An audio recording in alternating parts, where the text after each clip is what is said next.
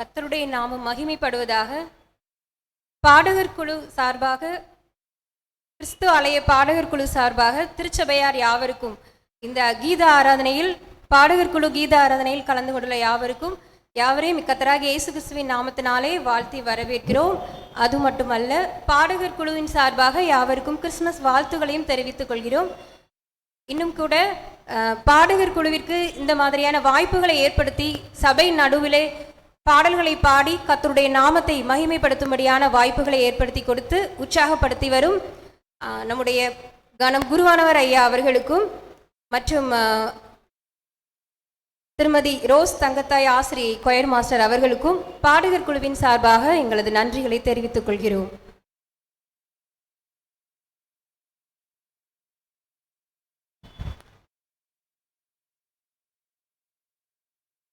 நமக்கு ஒரு பாலகன் பிறந்தார், நமக்கு ஒரு குமாரன் கொடுக்கப்பட்டார். கர்த்தத்துவம் அவர் தோளின் மேல் இருக்கும். அவர் நாமம் அதிசயமானவர், ஆலோசனை கர்த்தர், வல்லமையுள்ள தேவன், நித்திய பிதா, சமாதான பிரபு எனப்படும். கிறிஸ்துமஸ் என்றாலே கொண்டாட்டம்தான். அதுவும் அந்த கால கிறிஸ்துமஸ் என்றால் சிறுவர்களுக்கு மிக்க மகிழ்ச்சி தான். விடுமுறைக்கு ஊருக்கு வந்து தாத்தா பாட்டியுடன் சேர்ந்து கேக் வெட்டி கொண்டாடுவது ஒரு சிறப்பான அம்சம். ஆனால் இன்று ஏஐ பாட்டியுடன் ஆன்லைனில் கிறிஸ்மஸ் செலிப்ரேஷனாக மாறிவிட்டது. அந்த கால செலிப்ரேஷன்ஸ் பற்றிய ஒரு ஆங்கில பாடல் அந்த கால துள்ளல் இசையுடன் கேட்கலாமா?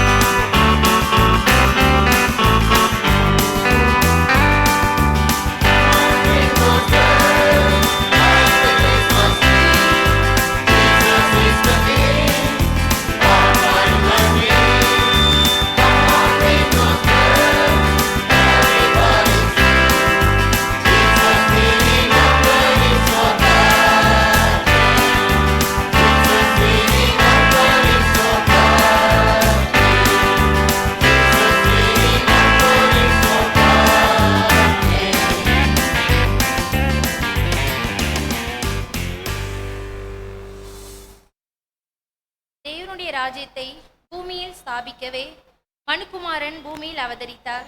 தீர்க்க தரிசன வார்த்தை மானிட ரூபமாய் வந்த பாலகனை தாளாட்ட நம் பாரம்பரிய தமிழ் பாடலை கேட்கலாமா? எங்களோடு இணைந்து நீங்களும் அந்த ராஜாதிராஜனை பாடலாமே.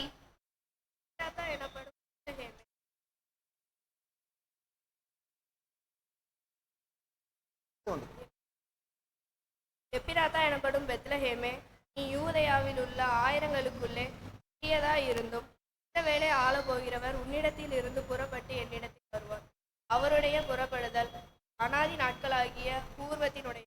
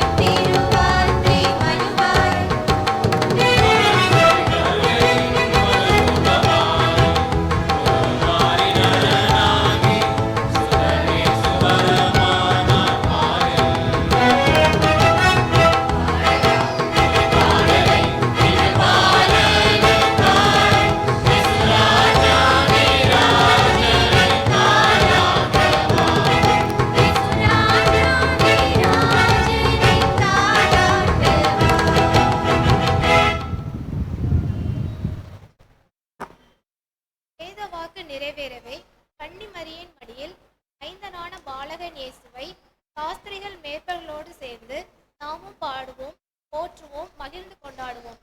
நம் பாவத்தை போக்க சாத்தானை வெல்ல வந்த நம் பாலகனை தூதர்களோடு சேர்ந்து நாமும் வாழ்த்தி பாடுவோமே.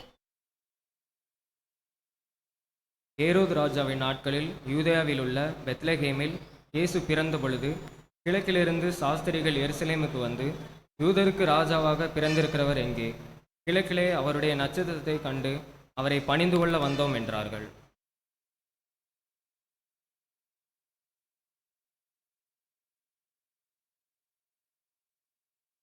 வேதபாடம் வாசிக்க முடியாத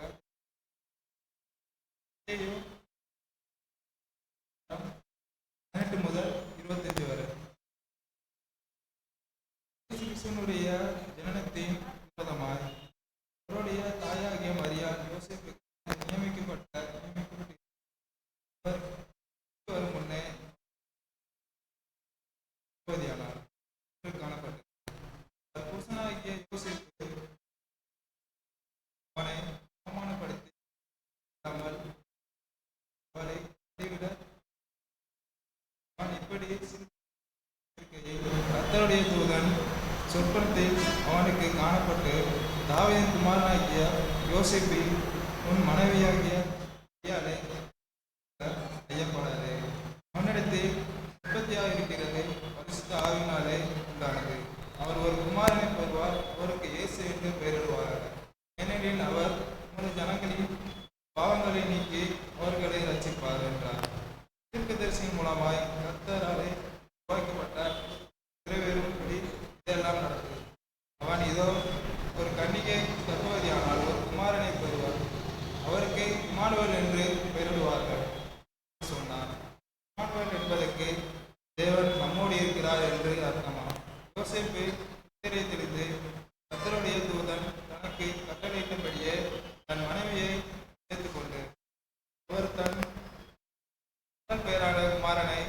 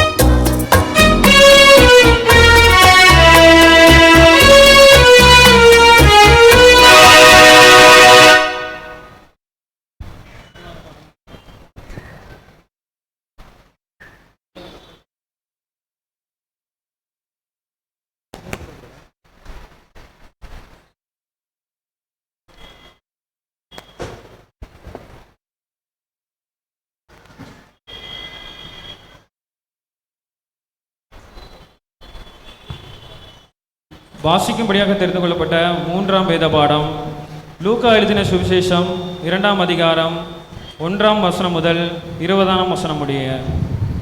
லூக்கா 2ஆம் அதிகாரம் 1ஆம் வசனம் முதல்.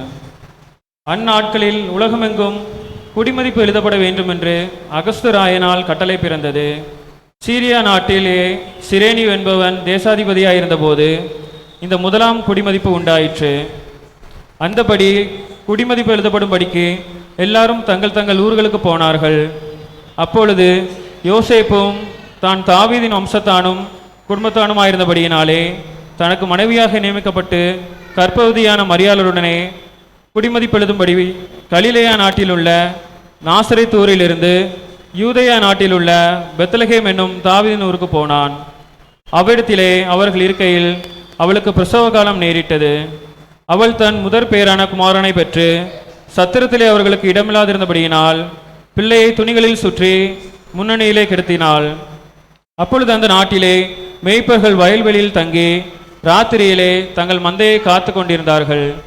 அவ்வேளையில் கர்த்தருடைய தூதன் அவர்களிடத்தில் வந்து நின்றான். கர்த்தருடைய மகிமை அவர்களை சுற்றிலும் பிரகாசித்தது. அவர்கள் மிகவும் பயந்தார்கள். தேவதூதன் அவர்களை நோக்கி, பயப்படாதிருங்கள், இதோ எல்லா ஜனத்துக்கும் மிகுந்த சந்தோஷத்தை உண்டாக்கும் நற்செய்தியை உங்களுக்கு அறிவிக்கிறேன். இன்று கர்த்தராகிய கிறிஸ்து எனும் இரட்சகர் உங்களுக்கு தாவீதின் ஊரிலே பிறந்திருக்கிறார். பிள்ளையை துணிகளில் சுற்றி முன்னணியிலே கிடத்தியிருக்க காண்பீர்கள். இதுவே உங்களுக்கு அடையாளம் என்றான். அந்த சனமே பரமசேனையின் திரள் அந்த தூதனுடனே தோன்றி, உன்னதத்தில் இருக்கிற தேவனுக்கு மகிமையும் பூமியிலே சமாதானமும் மனுஷர் மேல் பிரியமும் உண்டாவதாக என்று சொல்லி தேவனை துதித்தார்கள். தேவதூதர்கள் அவர்களை விட்டு பரலோகத்துக்கு போன பின்பு மேய்ப்பர்கள் ஒருவர் நோக்கி, நாம் பெத்லகேம் ஊருக்கு போய் நடந்ததாக கர்த்தரால் நமக்கு அறிவிக்கப்பட்ட இந்த காரியத்தை பார்ப்போம் வாருங்கள் என்று சொல்லி தீவிரமாய் வந்து மரியாளையும் யோசேப்பையும் முன்னணியிலே கிடத்தியிருக்கிற பிள்ளையையும் கண்டார்கள். கண்டு அந்த பிள்ளையை குறித்து தங்களுக்கு சொல்லப்பட்ட சங்கதியை பிரசித்தம் பண்ணினார்கள். மேய்ப்பராலே தங்களுக்கு சொல்லப்பட்டதை கேட்ட யாவரும் அவைகளை குறித்து ஆச்சரியப்பட்டார்கள். மரியாளோ அந்த சங்கதிகளை எல்லாம் தன் இருதயத்திலே வைத்து சிந்தனை பண்ணினாள். மேய்ப்பர்களும் தங்களுக்கு சொல்லப்பட்டதின்படியே கேட்டு கண்ட எல்லாவற்றிற்காகவும் தேவனை மகிமைப்படுத்தி துதித்து கொண்டு திரும்பி போனார்கள் என்பது வாசிக்கும்படியாக தெரிந்து கொள்ளப்பட்ட மூன்றாம் வேத பாடம் வாசித்து முடிந்தது.